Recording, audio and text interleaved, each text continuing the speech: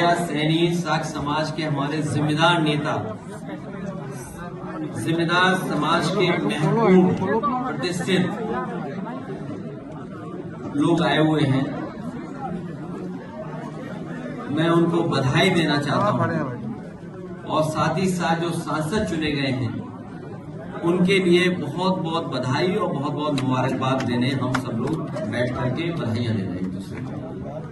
और हमें उम्मीद है आने वाले समय में ये पीडीए की लड़ाई को और मजबूत बनाने का काम करेंगे। जिस तरीके से सामाजिक और राजनीतिक रूप से भारतीय जनता पार्टी ने धोखा दिया है, हर समाज के लोग ये समझ गए हैं कि भारतीय जनता पार्टी पीडीए परिवार की दुश्मन है। और ये चुनाव में भी हम लोगों को देखने को मिल गया। बीएलओ का हटाना, अधिकारियों का हटाना, पुलिस सिपाहियों के नाम पता जानकारी करना, फिर जात के आधार पर हटाना, जात के आधार पर निर्देश देना और फिर अपने अधिकारियों की गुपचुप बैठक करना। और बड़े बड़े अधिकारी जो लखनऊ में बैठते हैं उन्होंने बाकायदा बैठक करके रणनीति बनाई है कि भारतीय जनता पार्टी को कैसे जिताएं, समाजवादियों को कैसे हराएं। लेकिन पीडीए परिवार के लोग सब एकजुट हो गए हैं। इस बार कितना भी ये साजिश कर लें, षड्यंत्र कर लें, कितनी भी रणनीति बना लें, लेकिन ये कामयाब नहीं होंगे।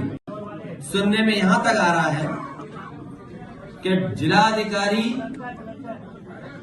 वो भारतीय जनता पार्टी के जिला अध्यक्ष बन गए हैं। अभी अंबेडकर नगर से सुनने में आ रहा है और वहां के हमारे कार्यकर्ता नेताओं ने भी बताया और प्रेस के जिम्मेदार लोगों ने भी बताया कि यहाँ के जिलाधिकारी जिला अध्यक्ष भारतीय जनता पार्टी बन गए हैं और प्रधानों को ढूंढ रहे हैं, कोठेदारों को ढूंढ रहे हैं, उनको डरा धमका रहे हैं, जबकि अभी नॉमिनेशन नहीं हुआ है। उसके बाद जिलाधिकारी ये कर रहे हैं। क्या ये आईएएस एकेडमी में ये सिखाया जाता है? क्या ये आईएएस लोग इसीलिए ट्रेन होके गए हैं? इन अधिकारियों की तस्वीर लगा करके हम लोग कहेंगे कि भारतीय जनता पार्टी के अधिकारी बन गए। अधिकारी नहीं है, ये वहां के संगठन के पदाधिकारी बन गए। और फिर आज एक वीडियो वायरल हो रहा है, जो बात मैंने पहले कही थी और फिर मैं दोहराता हूं। उत्तर प्रदेश में दंगा कराने का काम बहराइच में अगर किसी ने किया तो भारतीय जनता पार्टी के नेता उसमें शामिल थे। उनके विधायक अपनी ही पार्टी के कार्यकर्ताओं पे एफआईआर दर्ज करा रहे हैं और क्या उसमें धाराएं लगवा रहे हैं कि इन्होंने षड्यंत्र किया और दंगा करवाया है।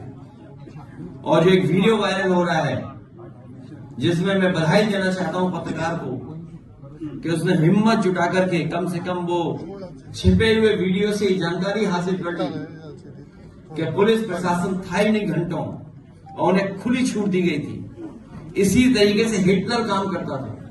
हिटलर अपने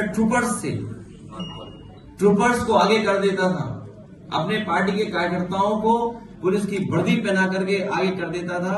हिटलर के जमाने में ये होता था। बेटियों के साथ अन्याय हो रहा है और बेटियों के साथ साथ इतना कानून व्यवस्था जीरो हो गई है कि बताइए पुलिस के साथ ही घटना हो जा रही है। सुनने में आ रहा है कि कानपुर में पुलिस की महिला कांस्टेबल या कोई पदाधिकारी थी, कांस्टेबल, उसके साथ ही घटना हुई हो। सोचो, पुलिस के साथ घटना हो गई हो और उसी शहर कानपुर में पुलिस के यहां पकड़े गए कितने 25 लाख रुपए। और याद कीजिए पहले चांदी पकड़ी गई थी, आज पैसे पकड़े गए। पूरा पुलिस चला रही है सरकार को। ये स्थिति पैदा हुई है केवल एक जिले में नहीं, हर जिले में ये स्थिति है। इस सरकार बनने के बाद सबसे पहले वो डीजीपी बने थे। वो क्या कह रहे हैं कि यूपी पुलिस बहुत दबाव में है। यूपी पुलिस बहुत दबाव में है, निष्पक्ष कार्रवाई नहीं कर पा रही है, दंगाई पर कार्रवाई करने पर उन्हें सस्पेंड कर दिया जाता है। अब आपको और क्या चाहिए बताइए? ये किसके इशारे बोल रहा है आखिरकार? और पुलिस से बेहतर और पुलिस का सच कौन जानता होगा? सोचिए आप, अगर पुलिस के इतने वरिष्ठ अधिकारी ये बात कह रहे हैं तो पुलिस का सच पुलिस से बेहतर कौन जानता होगा? और भाजपाइयों ने तो लगता है पुलिस की हथकड़ी लगा दी है। भाजपाइयों ने पुलिस पर भी हथकड़ियां लगा दी हैं। इतना दबाव में पुलिस है। जांच करनी होगी। देखिए, उन बातों में बार बार मत जाओ जो अनकॉन्स्टिट्यूशनल है, जो नियम के विरुद्ध है। जहां हत्या हुई है वहां वो जांच का विषय बनता है। सर, इसी पर अब नई एडवाइजरी आज जारी हुई है, पुलिस विभाग ने जारी की है कि जहां जहां भी एनकाउंटर्स होंगे वहां पर वीडियोग्राफी होगी, डॉक्टर्स के पैनल चेक करेंगे, वहां पर जाके फॉरेंसिक टीम जाएगी। इसको किस तरीके से? ये सब किसके अधिकारी होंगे? जब बीजेपी की नियति साफ नहीं है, आप न्याय कैसे दोगे? आपको डीजीपी का स्टेटमेंट नहीं सुनाई दे रहा कि पुलिस दबाव में है, तो डॉक्टर दबाव में नहीं होंगे। और आप जानते हो कैमरा क्या दिखाता है? भीड़ है नहीं, हाथ में 2 रिवॉल्वर। ये नया जमाना है। और सोचिए, बिजनौर में जो कस्टोडियल डेथ हुई है, मतलब कितनी उम्र का लड़का था? कितनी उम्र का? 18 साल। बताइए, 18 साल के लड़के को मार मार के जान ले लिया। 4 पुलिस वाले जेल चले गए और पुलिस को जेल जाना पड़ रहा है। सोचिए किसके दबाव में पुलिस काम कर रही है। आप 18 साल के नौजवान की इतनी पिटाई कर रहे हैं कि उसकी जान चली जा रही है। और ये कस्टोडियल डेथ एक जगह नहीं हो रही है, पूरे उत्तर प्रदेश को इन्होंने कस्टोडियल डेथ में नंबर 1 बना दिया है।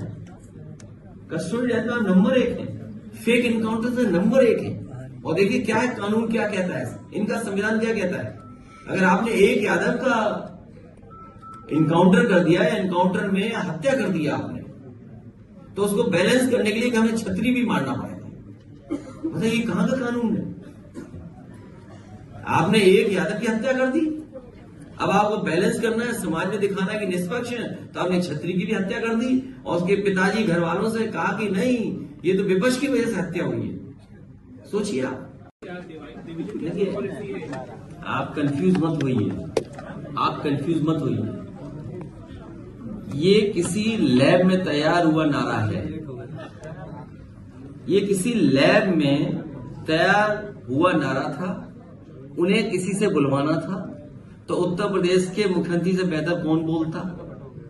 उनकी छवि भी वैसी ही है। अगर वो कह रहे हैं कि बटो नहीं कटो नहीं, तो पीडीए परिवार भी तो नहीं बटेगा। तो वो तो नारा आपके लिए लगा रहे हैं कि पीडीए परिवार के लोग बटना मत।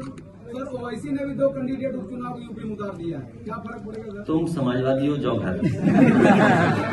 बहुत धन्यवाद। आपको ये खबर कैसी लगी है उस पर अपनी राय कमेंट बॉक्स में जाकर जरूर दें। अभी तक हमारे चैनल को आपने सब्सक्राइब ना किया हो तो सब्सक्राइब बटन पर क्लिक करें, बेल आइकन को प्रेस करें, जिससे कि हमारी पढ़ने वाली प्रत्येक खबर का नया नोटिफिकेशन सबसे पहले आपको प्राप्त हो। आपसे निवेदन है कि अभी तक हमको ज्वाइन ना किया हो तो ज्वाइन बटन पर क्लिक करके ज्वाइन कर सकते हैं। हम फिर मिलेंगे एक नई खबर के साथ, तब तक आप हमको इजाज़त दीजिए। जय भारत, जय हिंद।